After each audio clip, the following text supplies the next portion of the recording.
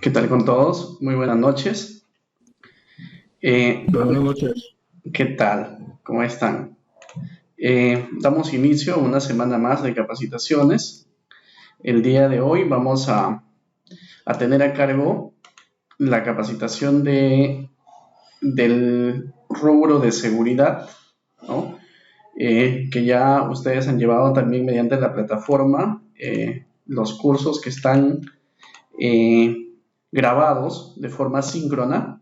Y hoy vamos a ver temas importantes mediante una capacitación online, donde ustedes puedan hacer alguna consulta, que tengan alguna duda, gustoso responderles. Mi nombre es Noé Adrián Sen, eh, les saluda desde Perú. Soy ingeniero industrial de profesión con especialidad y experiencia en el rubro de seguridad, ¿no? Entonces damos inicio a la capacitación. Hoy tenemos un tema muy importante que es la seguridad industrial. Vamos a dejar las preguntas para el final, pero también vamos a hacer un pequeño cuestionario mediante un aplicativo, una herramienta TIC. Más adelante yo les indico cómo lo podemos ejecutar. La higiene industrial es una rama, ¿no?, de las ingenierías también, que se encarga de estudiar todo lo relacionado a la prevención de la salud de los trabajadores. Cuando nosotros hablamos de seguridad y salud en el trabajo, hacemos referencia a dos puntos muy importantes.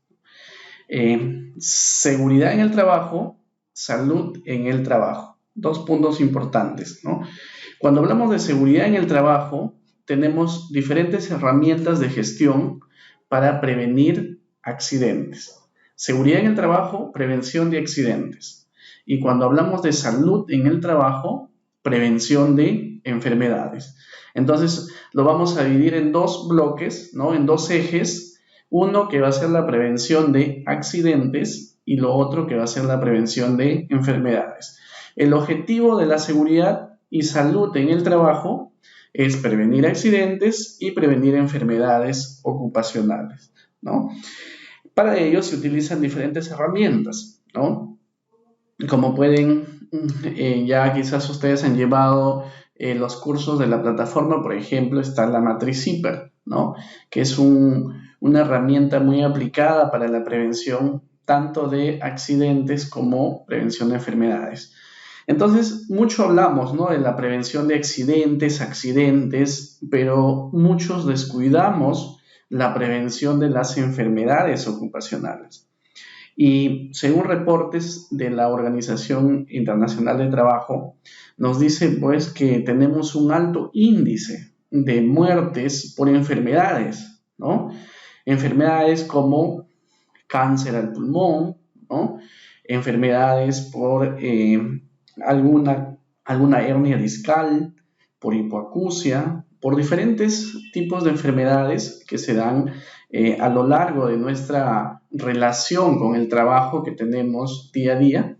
Entonces, la idea es de que ustedes, como ingenieros a cargo de un área de trabajo o a cargo de un proceso, conozcan los conocimientos básicos, ¿no?, conozcan los estándares básicos para poder prevenir este tipo de enfermedades y al mismo tiempo también accidentes, ¿no?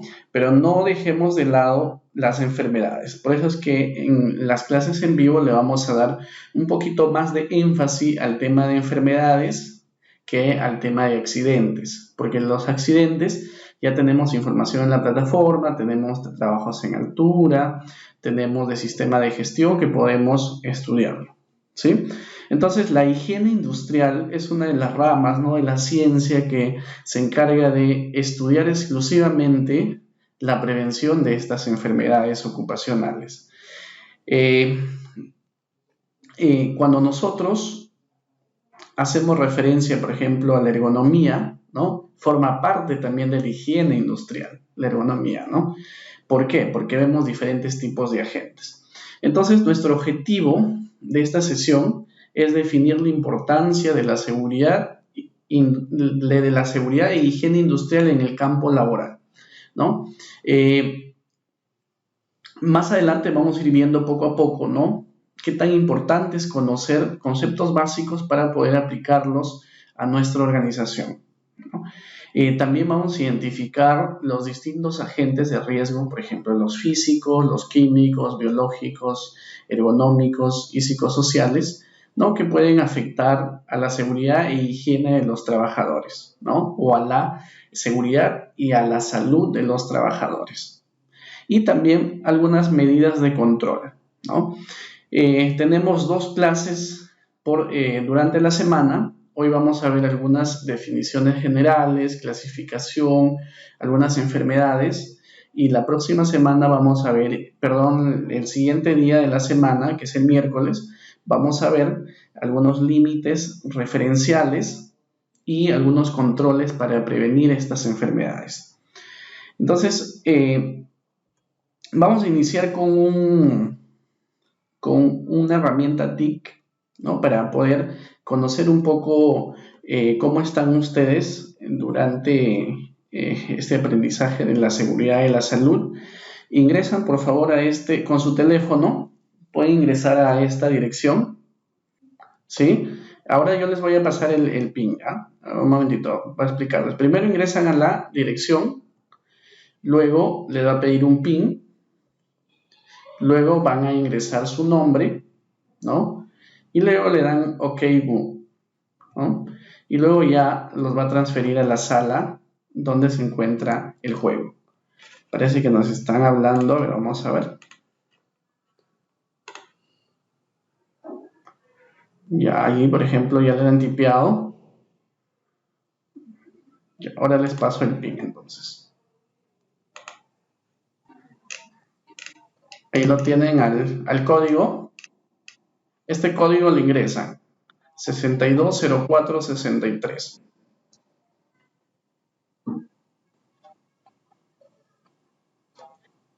Luego colocan su nombre. Muy bien, ya ingresó Paolo, perdón. Muy bien, están ingresando. Muy bien.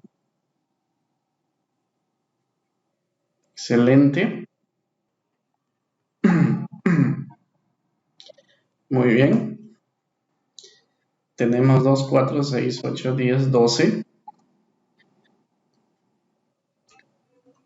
12 personas. ¿Alguien falta? Sí, ¿cómo es que tenés que entrar? ¿Perdón? Es con tu nombre y después No, primero ingresa a la dirección que le di y luego ingresa el código. Este código que está en la parte superior. El 620463. Eso es como contraseña. Sí, esa es la dirección para que te lleve al juego, a la mesa de juego. Albert, no sé si ya estamos completos. No. Tenemos 12 personas, tenemos acá. Hace poco ingresó Freddy. Ya tenemos 13. 12, salió nuevamente una persona. Hola, buenas noches, ingeniero. Hola, buenas noches. Ingeniero, se me fue un momento la señal. ¿Podría repetir, por favor? Entré a la página y ahí me quedé. Ah, ya. Ahí en el chat puso la dirección. Sí, ya entré ahí. Ya, luego ingresa el código. El código es 620463. Ok, gracias. Ah, genial. Listo. ¿Ya empezamos? Ya miren, les explico. Este es un juego para medir sus conocimientos, ¿no? Las 2 primeras preguntas van a ser como ejemplo para que ustedes puedan contestar. Les va a salir en la pantalla una pregunta. Ya esta pregunta tiene límite de tiempo, ¿ya? Entonces es muy poco el tiempo, si no me equivoco, son 15 segundos. Entonces ustedes leen en la pantalla la pregunta, ¿no? Y también van a salir las respuestas en la pantalla, en colores, en 4 colores. Un ejemplo, yo les pregunto, ¿no? ¿Cuál es la capital de México, por ejemplo, ¿no? y van a salir 4 respuestas en diferentes colores, acá en mi pantalla. Y ustedes en su teléfono les van a salir esos 4 colores. Si la respuesta es el color rojo, marcan el color rojo, ¿sí? Entonces, gana la persona que conteste correctamente y en el menor tiempo posible. Luego al final van a salir, ¿no?, los ponderados de las personas que han ganado el juego, que han respondido bien. No todas, ¿no?, porque se van a equivocar en algunas, pero también está el nivel del tiempo. Entonces vamos a empezar. Las 2 primeras son de prueba, igual tienen que responderlas rápido, ¿no? Ya, miren, vamos a empezar con 2, 1. Ya. Capital de Colombia. Ahí están las respuestas. Y ustedes vayan marcando. Se acabó el tiempo. Ya, miren, los resultados son los siguientes. 12 personas, han respondido correctamente, ¿sí? Una persona ha respondido que es Medellín, otra persona que es Cali y 2 personas Barranquilla, ¿sí? Entonces, 12 personas tenemos que están correctamente, ¿sí? Ya ustedes saben quiénes son, ¿ya? En su teléfono les sale. Entonces, vamos viendo los resultados, miren. Bueno, Mayugó está en primer lugar, segundo está José, tercero Victoria, cuarto Luigi y quinto Víctor, ¿sí? Esos son sus puntajes.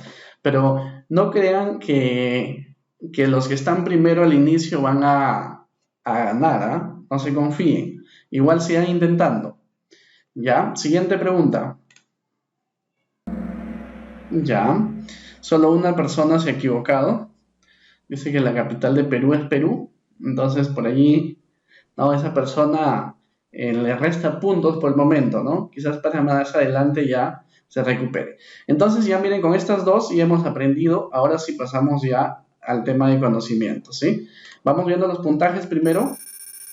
Miren cómo vamos.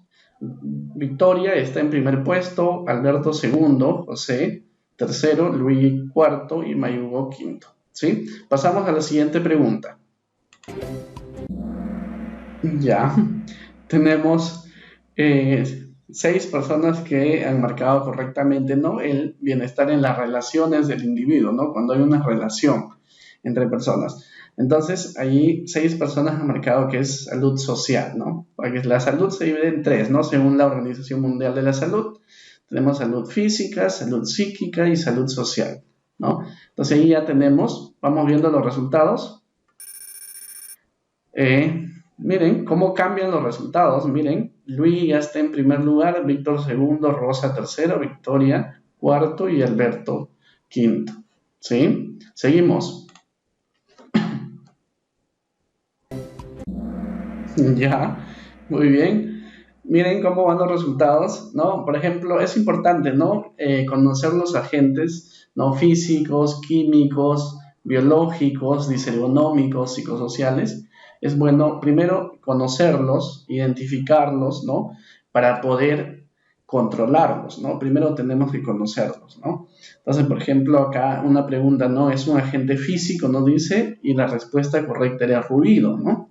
El ruido es una energía, ¿no?, que nos causa daño.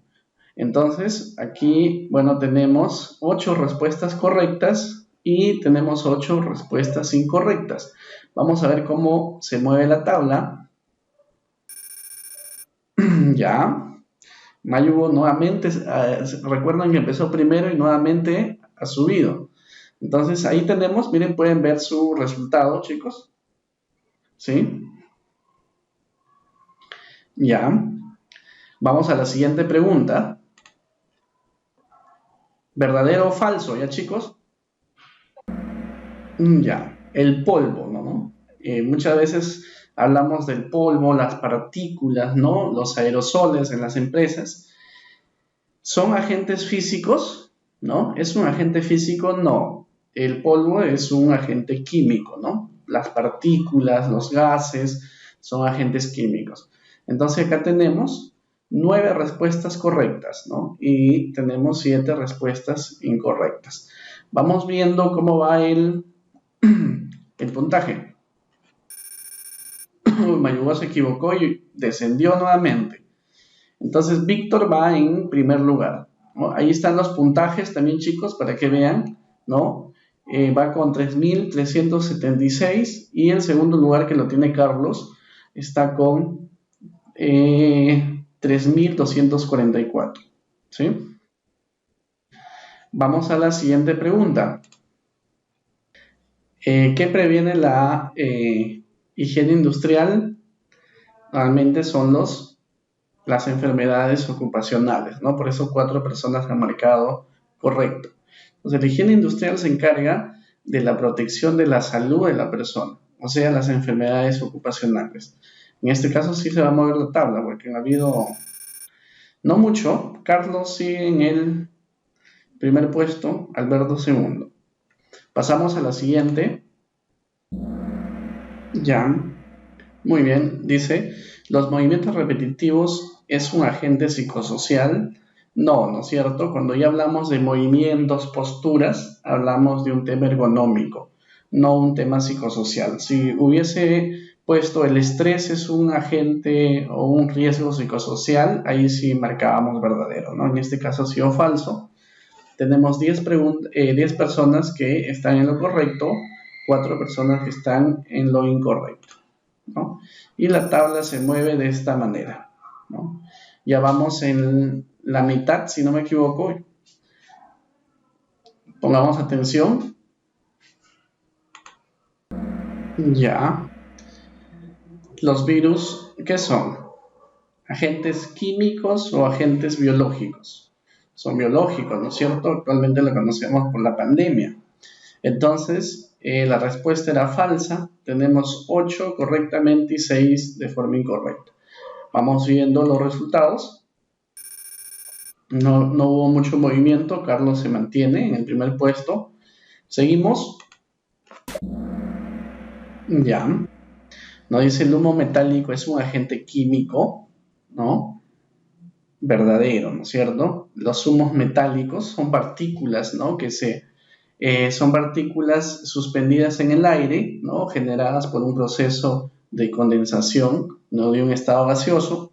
Entonces se considera un agente químico. Tenemos 14 personas que han respondido correctamente y una persona de forma incorrecta, ¿sí? Vamos viendo los resultados. Ya, sigue Carlos. Todavía no pueden ganarle a Carlos. A la siguiente pregunta. Muy bien, estamos mejorando, ¿no? Si hablamos de un uso adecuado de una silla, el uso de la silla ya, hablamos de un tema ergonómico, ¿no es cierto? Ya no estamos hablando de un tema psicosocial. Psicosocial más un tema mental. Entonces, 14 personas está correctamente. Vamos viendo los puntajes. Ya, sigue Carlos. Víctor. Tienen que alcanzarlo a Carlos. Siguiente. Ya, muy bien. Aquí sí estamos correctamente. Simplemente lo que varió es el tiempo. Vamos a ver cómo están los puntajes. Uy, sigue Carlos. Siguiente pregunta. Ya estamos por terminar. Ya, muy bien. Muy bien. 11 personas, ¿no? Que han respondido correctamente, ¿no? Está bien, ¿no? ¿Por qué le he puesto esta pregunta, ¿no? Porque es una forma de cómo hacer las capacitaciones un poco más interactivas, ¿no? Si ustedes dictan capacitaciones en su empresa, utilicen herramientas TIC, ¿no? Herramientas tecnológicas para hacerla más divertida, más entretenida la capacitación, porque la enseñanza de adultos es totalmente diferente a la enseñanza de niños, ¿no? Que es la pedagogía, ¿no? Entonces, acá tenemos que usar herramientas lúdicas, ¿no? Herramientas de entretenimiento para que ellos puedan aprender las palabras. Por ejemplo, a veces queremos enseñarles el peligro y el riesgo, ¿no? Tenemos que usar ejemplos, ¿no? Lúdicos para que ellos puedan aprender también hacer un repaso de esta manera, ¿no? Mediante las herramientas TIC, como es el Kahoot, ¿no? Que ustedes están resolviendo, ¿no? Y eso es parte de la andragogía. Y ahora vamos viendo los resultados. Y Carlos, ¿no? Está en el primer puesto. Y viene la última pregunta, chicos, para ver el ganador. Ya, muy bien. Solo una persona se ha equivocado, ¿no? El respirador, ¿no? Es diferente a la mascarilla, ¿no? Entonces, es un punto muy importante, por ejemplo, en las organizaciones. A veces nosotros decimos, no, usa una mascarilla nada más para prevenir los agentes químicos, como es el polvo, los gases, ¿no? Y no es lo mismo, ¿no? Un respirador tiene características, ¿no? Códigos, ¿no? Dentro de su forma, ¿no? Dentro de su contextura que viene el respirador, ¿no? Que tienen físicamente, ¿no? Mediante la forma, similitud, sí, pero no tienen el mismo factor de protección entre un respirador y una mascarilla. Los respiradores más comunes que no nos podemos confundir es los que tienen cartuchos, ¿no? Como filtros, acá, ¿no? Tienen su cartucho, ¿no? Pero también tenemos la mascarilla, por ejemplo, la N95, ¿no? Que está aprobada por la NIOSH. Eso es un respirador, no es una mascarilla. Solo que comúnmente con este tema de la pandemia se ha llegado a una confusión y a todo lo llaman mascarilla, ¿no? Pero en sí su nombre es respirador, ¿sí? Ahora sí vamos a ver quién ganó, ¿sí? Vamos a ver, si pueden le toman ahí pantallazo para que lo tengan en cuenta el ganador. Ahora en tercer puesto está Rosa. Palmas para Rosa. Segundo puesto está Víctor. Y primer puesto está Carlos.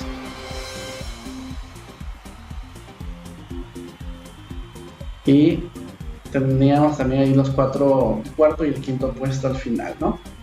Hemos terminado, chicos, con... Ahora sí pasamos a nuestra presentación.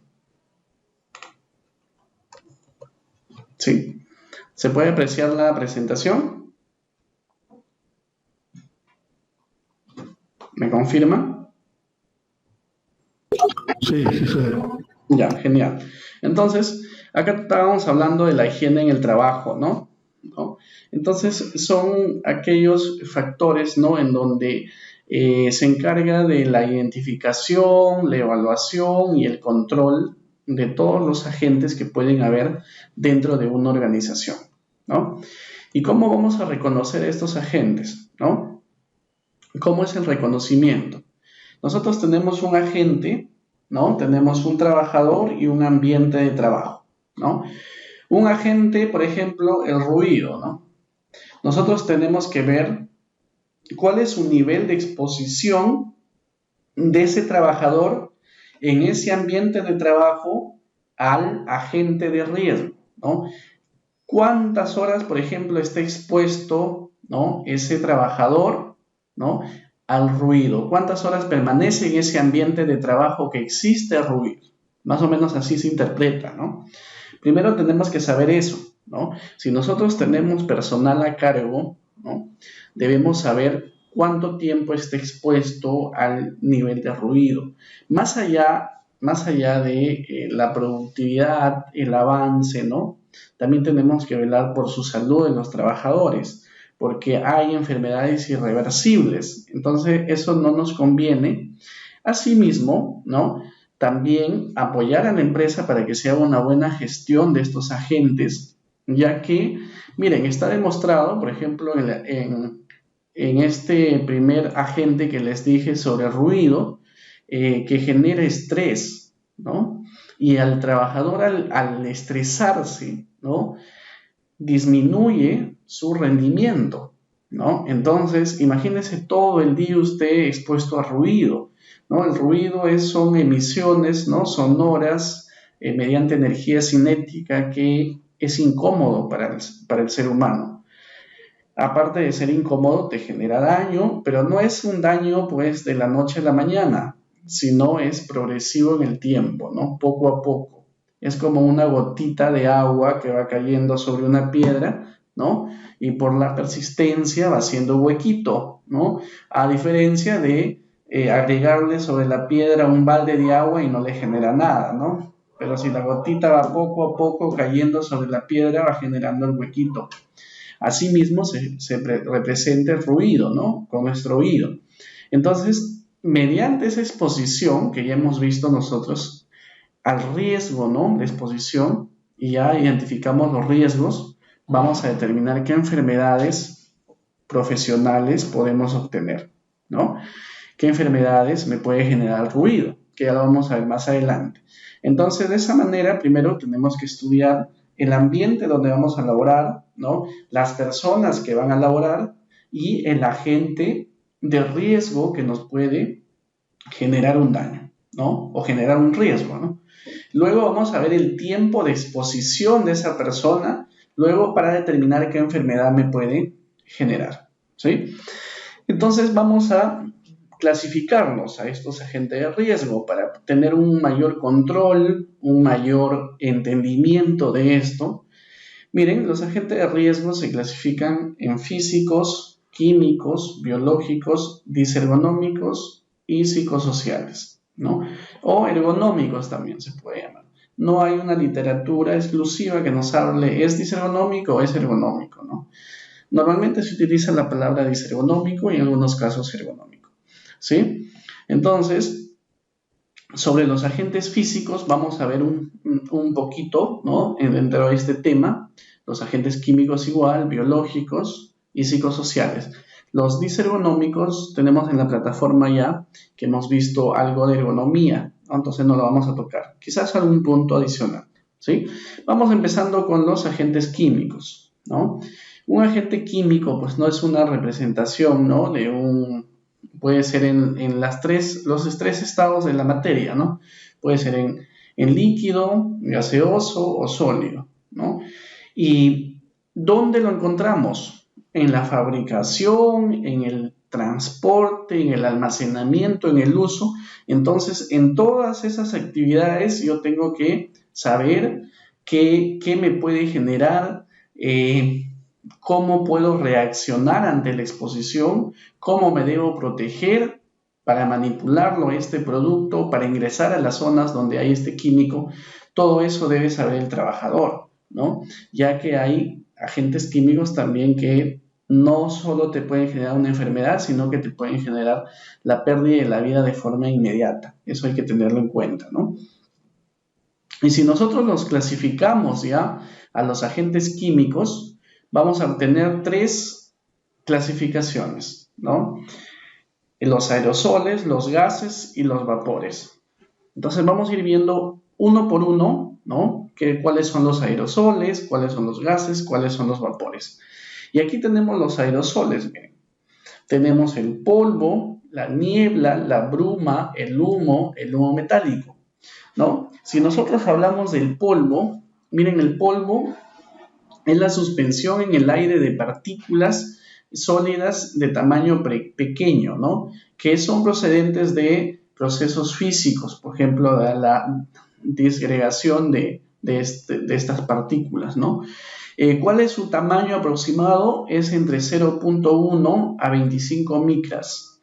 Ya más adelante vamos a ver una analogía para identificar más o menos qué dimensión es la micra, ¿no? Para entendernos un poquito, ¿no? La niebla, ¿no? La niebla es la suspensión, ¿no? En el aire de pequeñas gotas líquidas, ¿no? Que se generan por la condensación del estado gaseoso o también por un proceso de ebullición, ¿no? Su tamaño de la niebla normalmente es entre 0.01 a 10 micras, ¿no? En algunos casos, ¿no? En algunos casos son apreciables a simple vista, ¿no? Que por ejemplo que tengan unas 10 micras, la podemos apreciar, ¿no? Pero si ya son demasiado pequeñas, por ejemplo 0.01 micras, las gotículas, ¿no? Las gotas de agua, no la vamos a poder apreciar, ¿no? Entonces no se ven muy bien. Entonces depende de su tamaño, ¿no? Por eso, como les menciono, el tamaño es de 0.01 a 10 micras. La bruma es parecida a la niebla, ¿no? Que se genera también por la condensación, ¿no? De un estado gaseoso. Pero, a diferencia de la niebla, la bruma, su dimensión es de 2 a 60 micras, ¿no? Mientras la niebla llegaba hasta las 10 micras, ¿no? La bruma llega hasta las 60 micras, ¿no? Esto sí se puede ver, ¿no? Entonces, también se genera por la condensación de un estado gaseoso, ¿no? Esa es la diferencia, ¿no? Más que todo, la bruma de la niebla, su diferencia es por el tamaño de las gotículas, ¿no? El humo, este es muy común también en las empresas, ¿no? Y más aún el humo metálico, ¿no? El humo normalmente se genera por la combustión incompleta, ¿no? Son partículas sólidas, ¿no? Que se originan por la combustión incompleta, pero su tamaño del humo es inferior a 0.1 micras. Es demasiado pequeño, ¿no? 0.1 micras, que ya vamos a ver un ejemplo de tamaños. Y el humo metálico, pues no es la suspensión en el aire de las partículas sólidas, ¿no? Metálicas, ¿no? Por algo dice metálicas, que es un proceso de condensación de un estado gaseoso. Por ejemplo, cuando utilizamos los procesos de soldadura, ¿no? Se genera un humo que es muy peligroso para las personas que trabajan en este tipo de actividades, ¿no? Entonces, eso es con respecto a los aerosoles. Miren, tenemos 2, 4, 5 aerosoles, ¿no? Esos son los agentes químicos, ¿no? La clasificación de los agentes químicos. Pero también nosotros veíamos acá, ¿no? Que los agentes químicos son aerosoles, gases y vapor. Ya hemos visto los aerosoles, ahora vamos a ver los gases. Con respecto a los gases, ¿no? En un estado normal, que es una sustancia, ¿no? De 25 grados centígrados y 760 milímetros de mercurio, ¿no? De presión. Estos son fluidos que ocupan un espacio en el recipiente que los contiene, ¿no? Y pueden cambiar de estado los gases, ¿no? Únicamente cuando hay una combinación de presión y temperatura. Entonces, por la presión o por la temperatura puede cambiar de estado estos gases, ¿no? Entonces, por ejemplo, tenemos diferentes tipos de gases, ¿no? Amoníaco, ¿no? Tenemos monóxido de carbono, diferentes tipos de gases.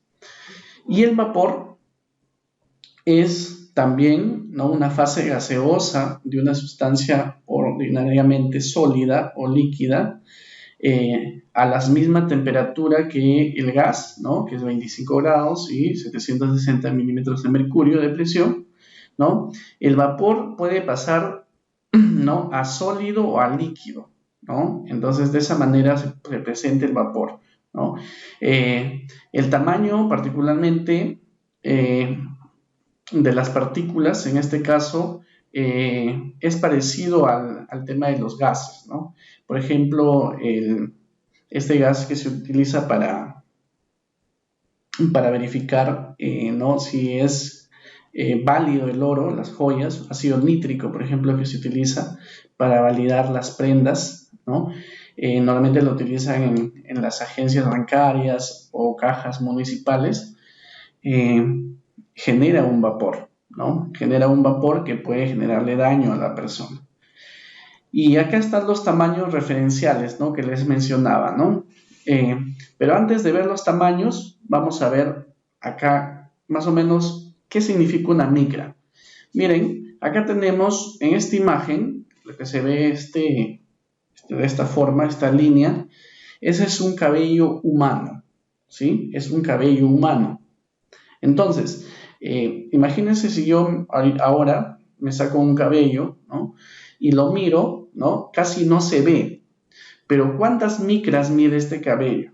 ¿No? Si yo más o menos mido la parte media de mi cabello, me dice que está midiendo entre 50 y 70 micras, ¿no?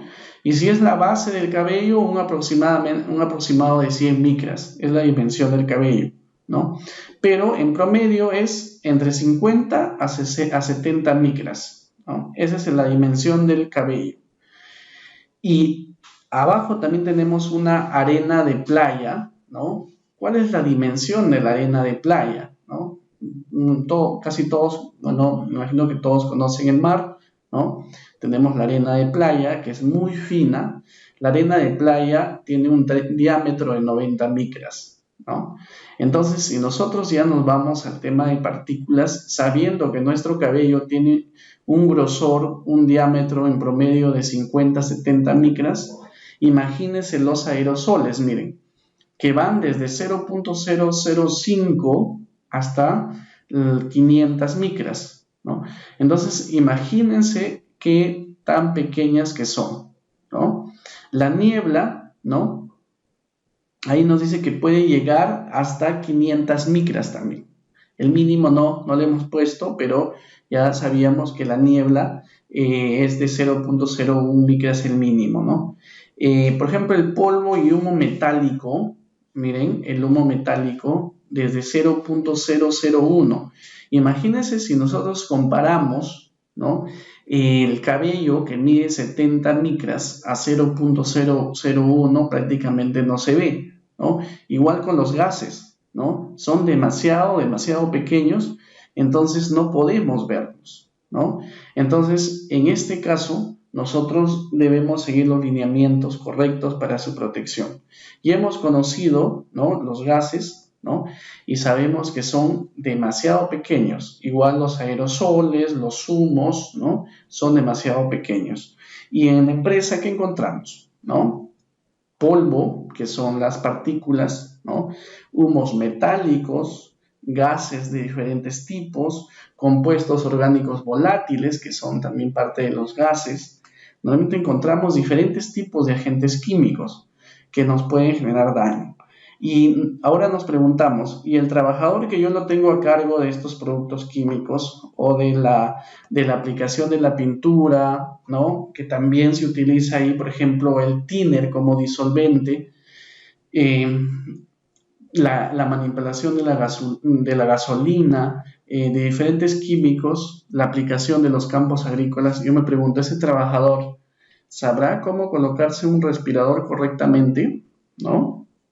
Imagínense la barba, ¿no? La barba es como un cabello, tiene 70 micras. Entonces ahí viene, por ejemplo, la importancia de saber, ¿no?, cómo usar un respirador, ¿no? Bien afeitados, ¿no? No se puede usar un respirador con la barba grande, tiene que afeitarse el trabajador.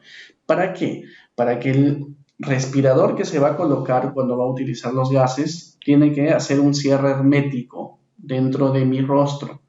¿Por qué? Si no lo hace, prácticamente no le sirve de nada, porque puede ingresar, ¿no?, por el perímetro, el contorno del respirador, puede haber fuga, puede ingresar ese gas y le puede generar un daño al trabajador.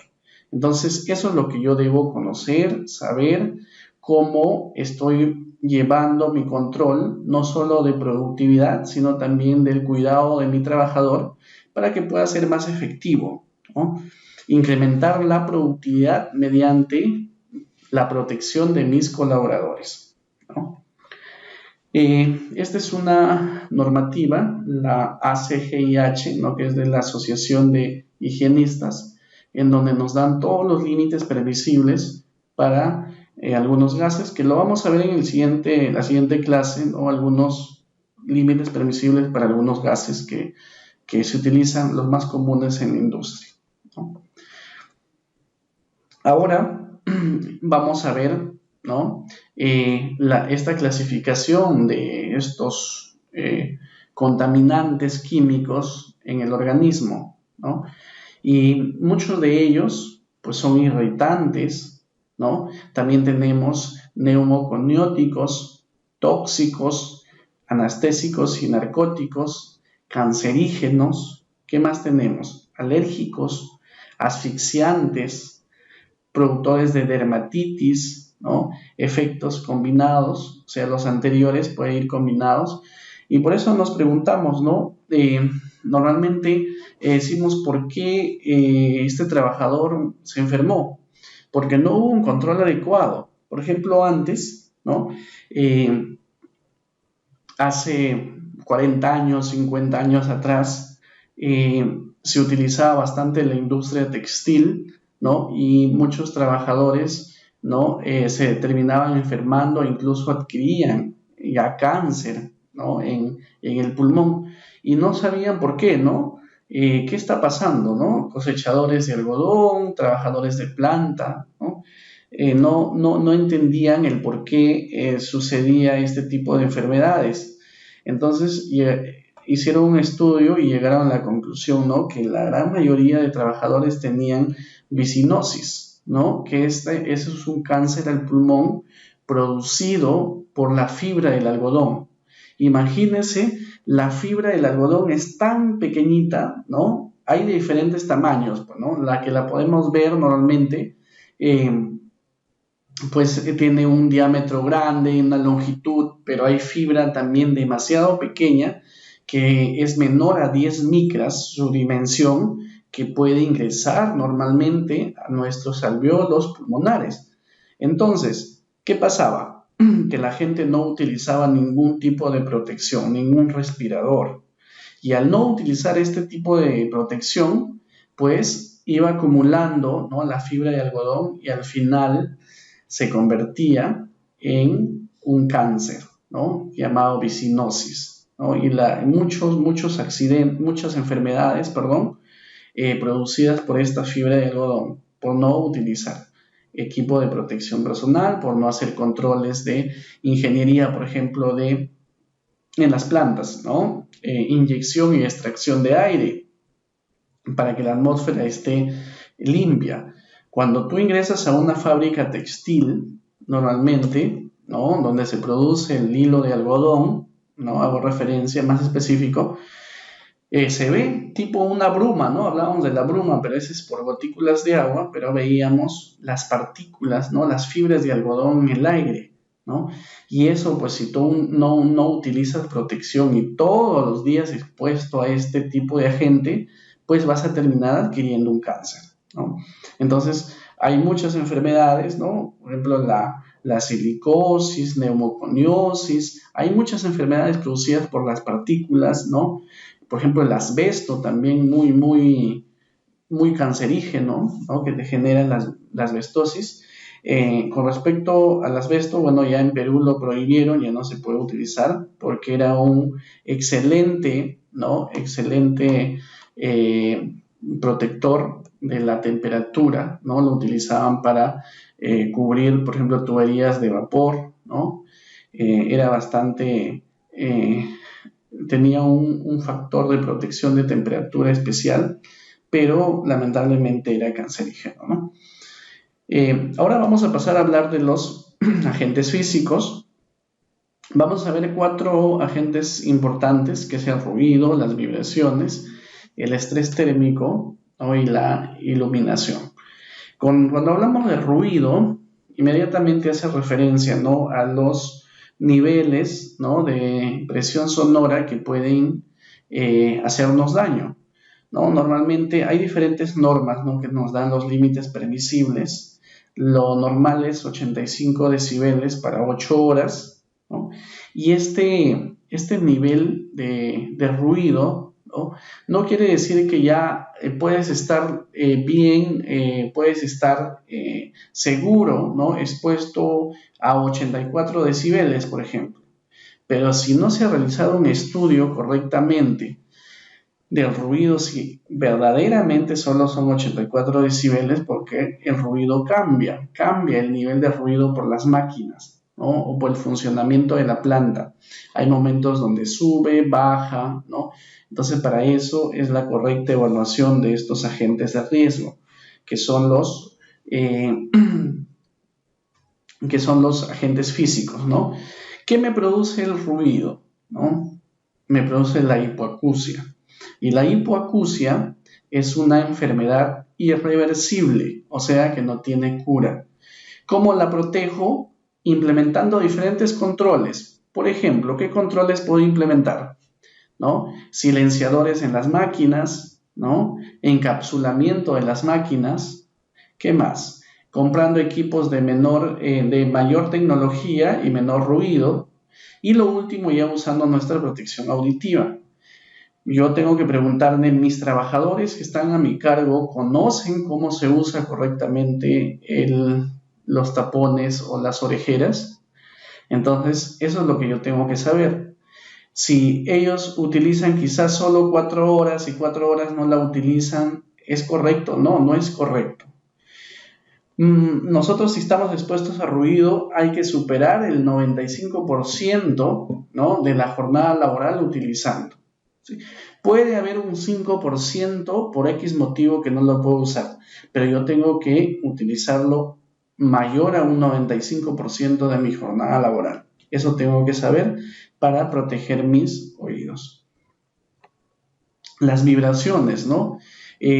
Las vibraciones son también agentes, ¿no?, que se manifiestan mediante cuando hablamos de vibración es una aceleración, ¿no?, porque la unidad de medida es metros por segundo al cuadrado. Entonces, cuando hablamos de vibraciones, nos preguntamos, ¿nos puede hacer daño? Sí, nos puede hacer daño. Porque miren qué partes de nuestro cuerpo, ahí tenemos una persona, miren, se ve afectada. Por ejemplo, miren, tenemos, ¿no?, en nuestro cuello, ¿no?, se ve afectado. ¿Qué más? Nuestro tórax, nuestro abdomen, nuestra columna vertebral. Imagínense la columna vertebral, si la pueden ver, está en el centro, ¿no?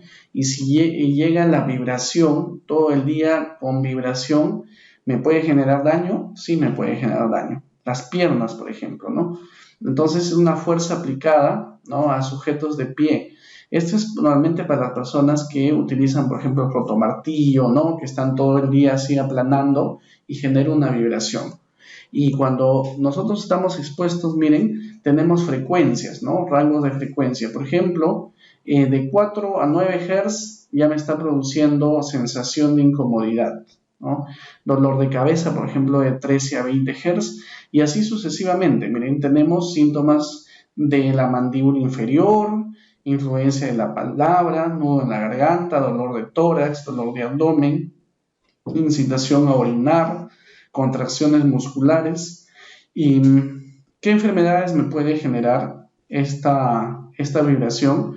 Miren, lo más común cuando se aplica para las personas, por ejemplo, de cuerpo entero, que están de pie o que están sentadas, te puede generar una hernia discal en la columna, ¿no? ¿Por qué? Porque estás todo el día en movimiento. Entonces, la que se lleva la peor parte es la columna. Pero para las personas que utilizan, por ejemplo, mano-brazo, ¿no?, donde el mayor movimiento es en los brazos, estas personas les genera un síndrome de los dedos blancos, se llama, ¿no? Pérdida de sensibilidad en los dedos, ¿no? Ya no sientes ya o calor o frío, pierdes esa sensibilidad en los dedos por el movimiento repetitivo de la vibración, ¿no? ¿Cómo lo podemos controlar? Miren, ya en el mercado hay guantes, ¿no?, para hacer este tipo de trabajos de vibraciones, y un método muy efectivo es la rotación de personal. No puedes exponer mucho tiempo a una sola persona. Imagínense 8 horas trabajando una persona manipulando un equipo de vibraciones. Entonces ahí tenemos que turnar al personal y también emplear medios, pues, ¿no?, que nos puedan ayudar, que no comprometan mucho al trabajador, ¿no? Son los más recomendados. Los ambientes térmicos, el estrés por calor o estrés por frío que llaman, ¿no?, es un punto muy importante también dentro de las empresas, ¿no? Hay lugares donde tenemos mucho calor, ¿no?, para realizar, por ejemplo, ahí en la imagen, ¿no?, como vemos, esta persona está expuesto a una fuente de calor muy grande. ¿Qué le afecta a esta persona? Muchas cosas le afectan. Dentro de ellas es que le puede dar un golpe de calor y en ese momento puede morir, ¿no? Deshidratación, y por la deshidratación también puede morir inmediatamente, ¿no? Entonces, esta persona, si se expone al calor, hay varios factores que juegan acá, que lo vamos a ver en el siguiente tema, ¿no?, pero que ya les adelanto un poco. Una es el gasto metabólico que tiene esta persona. Si esta persona en esas condiciones manipula carga, ¿no? Por ejemplo, es un estibador y está expuesto a esa temperatura, prácticamente esa persona va a sufrir una enfermedad o la pérdida de la vida inmediata. Y asimismo tenemos las temperaturas bajas también, ¿no? En las temperaturas bajas, normalmente las cámaras, por ejemplo, de las empresas pesqueras de exportación de pescado congelado, llega a menos 28, menos 20 grados centígrados. Entonces, también aquí juega un papel muy importante el nivel de protección que tiene la ropa térmica y la frecuencia a la exposición de este agente frío, ¿no? Entonces, el estrés por frío y el estrés por calor a veces no lo tomamos muy en cuenta dentro de nuestra empresa, pero es muy complicado, que te puede generar muchos daños. Para eso se tiene que hacer un monitoreo. Por eso el próximo tema va a ser monitoreos ocupacionales, para que tengan conocimiento también cómo controlar sus operaciones. Con respecto a la iluminación es muy importante dentro de una organización. Muchas veces, ¿no?, nos hemos quedado con, por ejemplo, acá tenemos, ¿no?, 3 tipos de luminarias, ¿no? A veces nos hemos quedado con las incandescentes, luego hemos pasado a las LED, ¿no es cierto?, a los fluorescentes. Entonces, pero a veces no cambiamos porque es mucho dinero para la planta, para la empresa, y no las cambiamos a las luminarias y hay un deficiente nivel de iluminación. Entonces, ¿qué es lo que debemos hacer nosotros en este caso? Buscar la mejor opción para poder cumplir con los límites permisibles. Si yo les pregunto, ¿cuántos lux se requiere para una oficina administrativa donde se hace actividades de lectura, ingreso de datos, ¿no?, verificación de un documento, ¿no? ¿Cuántos lux? Mínimo 300 lux, ¿no? ¿Cómo lo determino? Mediante un monitoreo ocupacional, que es un equipo utilizado llamado luxómetro, ¿no? Mediante ese equipo yo puedo determinar el nivel de iluminación al cual yo estoy expuesto. Entonces, ¿qué me genera?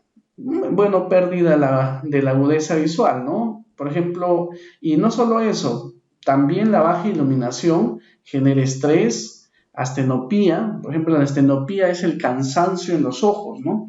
Entonces, si mi colaborador tiene turno nocturno, ¿no?, o trabaja quizás en un ambiente donde no hay luz natural y tiene que utilizar sí o sí la luminaria, entonces le va a generar astenopía si no tiene una buena iluminación. Un ardor en los ojos, un cansancio, ¿no? Y eso ¿a qué conlleva? A que disminuya su rendimiento de trabajo, ¿no? Entonces debemos conocer también que haya una buena iluminación dentro de nuestra organización. Los contaminantes biológicos. Como ya sabemos, hay muchos contaminantes biológicos, virus, bacterias, ¿no?, hongos, etcétera, que pueden estar en el lugar de trabajo. Es un poco complicado controlar. Por ejemplo, no se puede hacer un monitoreo de virus, ¿no? No existe un laboratorio que te monitoree virus, ¿no? En el tema ocupacional me refiero. Por ejemplo, no existe ahorita un medio, por ejemplo, para determinar este virus el SARS-CoV-2 que nos produce la COVID-19, ¿no? Mediante un tema ocupacional, laboral, no existe. Igual con las mohos, levaduras, ¿no? Normalmente se hace un recuento, ¿no? Se hace un muestreo del ambiente y se verifica cuántos mohos, cuántas levaduras pueden existir, ¿no? Normalmente esto se utiliza, por ejemplo, para los concesionarios de alimentos, ¿no?, para verificar la calidad del agua, ¿no?, la calidad o la contaminación que pueden tener los ambientes donde se van a preparar los alimentos. Ahí se realiza un monitoreo biológico para medir que esté dentro de los límites permisibles de acuerdo a la normativa nacional. Y finalmente, ya para terminar, vamos a ver sobre los agentes psicosociales. Con respecto a los agentes psicosociales, hay un tema muy importante, ¿no? Que se evalúan varios factores, ¿no? Uno es, por ejemplo, el liderazgo que existe en una empresa. ¿Qué tan buen líder es mi jefe, ¿no? Y muchas veces nosotros también tenemos que practicar o llevar un curso de habilidades blandas, lo cual me va a hacer mejor persona y mejor profesional, porque una cosa es ser autoritario, tratar de una forma inferior a nuestro colaborador que lo tenemos bajo nuestro mando, y una cosa es brindarle nuestro apoyo, hacerlo sentir parte del equipo, hacerlo sentir parte de la organización, pieza fundamental de la organización, ¿no? Y pedirle las cosas de favor. Entonces, ese liderazgo también se evalúa. ¿Por qué? Porque es un riesgo psicosocial que la jefatura, el supervisor inmediato, le genere este tipo de daño, y lo cual el trabajador no se va a sentir tranquilo, no se va a sentir a gusto en la empresa. Le va a dar miedo ir a la empresa porque ese jefe le grita, le hace pasar vergüenza en delante de sus compañeros, etc., ¿no? El trabajo en equipo, ¿no? El estrés, el acoso laboral, ¿no? Como les mencionaba, que se da mucho también en las organizaciones, ¿no? Que la jefatura está que acosa laboralmente a su asistente, ¿no? Y hay varios factores, ¿no?, que se evalúan en el tema psicosocial y que va tomando cada día más relevancia esto. Por eso es que en muchos países se exige un monitoreo psicosocial para determinar la salud de nuestros colaboradores. Entonces, hemos ahí terminado con la presentación del día de hoy. Nos hemos pasado unos minutos. Si tienen alguna consulta, gustoso de atenderlos. En caso que no, nos vemos ya en la próxima clase, y muchas gracias por su participación y atención. Creo que no tenemos ninguna consulta. Listo, vamos a dar por finalizada la capacitación. Ingeniero Noé, disculpe. Sí, le escucho. Una consulta. El monitoreo de calidad de gases nos lo va a proporcionar la próxima clase. Perdón, no le copié muy bien, discúlpeme. El monitoreo de calidad de gases, el documento que nos mostró, nos lo va a poder proporcionar la siguiente clase. Sí, la próxima clase vamos a ver cómo se hacen los monitoreos, ¿no? Qué equipos se emplean, para que ustedes tengan como referencia y lo puedan proponer en su organización en caso que no se esté realizando. Ok, perfecto. Muchas gracias. A usted. Ingeniero, buenas noches. ¿Qué tal? Buenas noches. Por favor, ¿podría repetir los tipos o las clases de contaminantes que existen? Ya. A ver, con respecto a la gente, ¿no? Agentes de riesgo se llaman, ¿no? En forma general, nosotros vamos a retroceder acá. Acá están. Ahí están, ¿no? Los agentes de riesgo se llaman, ¿no? Lo que existe en nuestra empresa se llaman agentes de riesgo. ¿Cuáles son los agentes de riesgos? Todos aquellos que te pueden generar una enfermedad ocupacional o incluso la pérdida de la vida directamente como un agente químico, ¿no? Entonces, dentro de ellos tenemos los agentes químicos, ¿no? Los agentes físicos, los agentes biológicos, los agentes disergonómicos y los agentes psicosociales.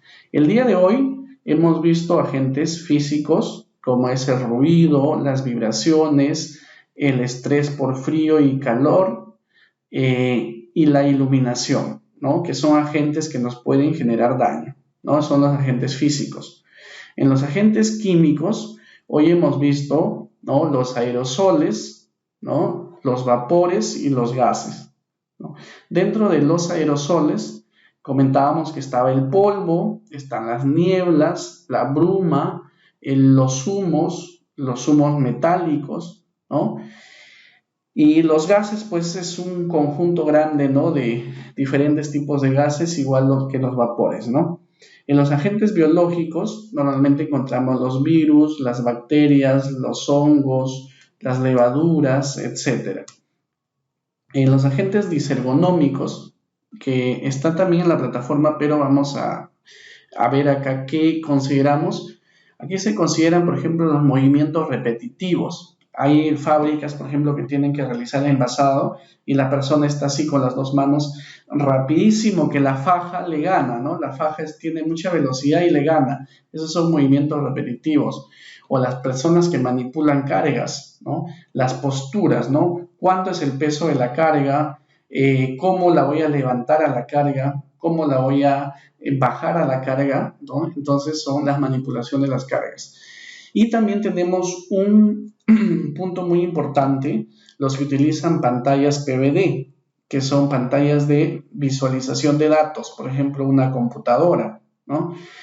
¿Cuáles son las características de la silla? La distancia de la computadora, el uso del teclado, ¿no? El uso del mouse, el uso del teléfono, etc. Se ven todos ellos dentro de los agentes disergonómicos.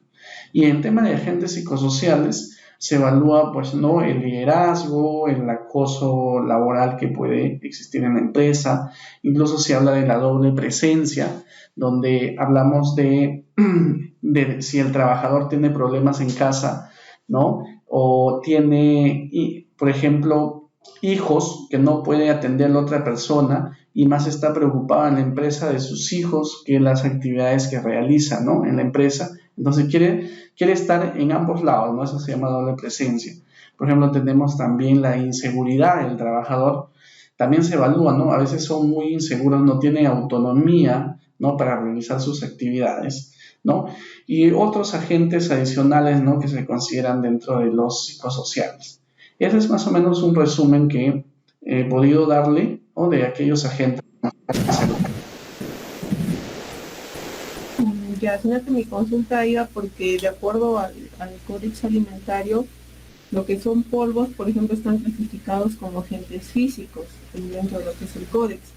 Entonces, yo, por lo que me estoy escuchando, eso lo está clasificando o lo está colocando como un agente, ¿cómo mencionó? Le dije un término a lo que es aerosol. Aerosoles en químicos. Sí, lo que pasa que si es un tema alimentario, probablemente lo hayan clasificado de esa manera, pero en un tema ocupacional, esta es la clasificación, ¿no? En el cual se realiza. Cuando hablamos de un tema ocupacional, porque a veces es diferente la clasificación que se hace a veces por áreas, ¿no? Si es un tema alimentario, probablemente lo hayan considerado de esa manera. Pero cuando hablamos de un tema ocupacional, o sea, daño para la persona, esa es la clasificación que tenemos acá, de esta manera, ¿no? Según la Asociación de Higienistas. Ok.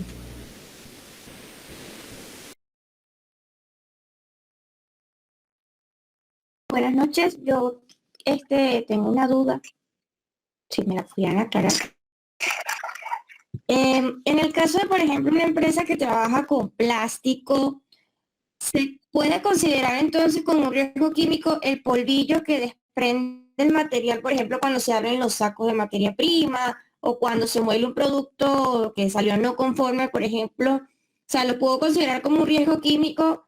Y en tal caso, ¿qué sería lo más recomendable como para evitar algún tipo de riesgo a largo plazo? O sea, ¿puede utilizar una mascarilla o no se considera ese tipo de polvillo riesgoso? O sea, ¿cómo se tomaría ese caso, por ejemplo? Ya, genial. Sí, normalmente el tema de la producción de plásticos no se utiliza, ya como le comentaba, con respecto al tema de plásticos, ¿no? Normalmente se utiliza en polvo, ¿no es cierto? Esa es la materia prima para el plástico. Entonces, lo primero que tenemos que hacer en este caso es identificar si estas partículas tienen, ¿no?, una dimensión menor a 10 micras, porque si son menores a 10 micras, el riesgo de que haya ingreso a nuestras vías respiratorias es alto, ¿no? Porque son partículas suspendidas en el ambiente. Entonces, ese es el primer paso. Segundo paso, ¿cómo yo lo determino? Mediante un monitoreo ocupacional. ¿Cómo se hace un monitoreo ocupacional? Utilizando una bombita gravimétrica. Esta bombita hace la función de nuestro sistema respiratorio, ¿no? Entonces inhala el aire, ¿no? Se coloca acá un conector con un filtro, esto se llama ciclón, ¿no? Este ciclón contiene un filtro y la bombita va a ser la función de nuestro sistema respiratorio, ¿no? Entonces se muestrea tantos metros cúbicos de aire y luego se determina qué cantidad durante la jornada laboral obtiene ese filtro. Y si vemos que esta cantidad es superior a los límites previsibles, entonces esa persona está en riesgo. ¿Y cómo lo controlo? ¿No? Una puede hacerse de repente sistemas de extracción de aire, ¿no? Para que no pueda inhalar la persona, y otro es utilizando un respirador, ¿no? Un respirador para partículas, ¿no? Entonces utilizamos que el colaborador utilice su respirador todo el día y evitamos que esté inhalando todo este polvo o partículas sólidas que pueden estar suspendidas en el ambiente o en el área de trabajo. De esa manera lo podríamos hacer. Pero determinar así cualitativamente no es recomendable. Tendría que hacerse un monitoreo ocupacional, como le mencioné, utilizando una bomba gravimétrica. Ok, perfecto. Muchísimas gracias por la aclaratoria. A usted.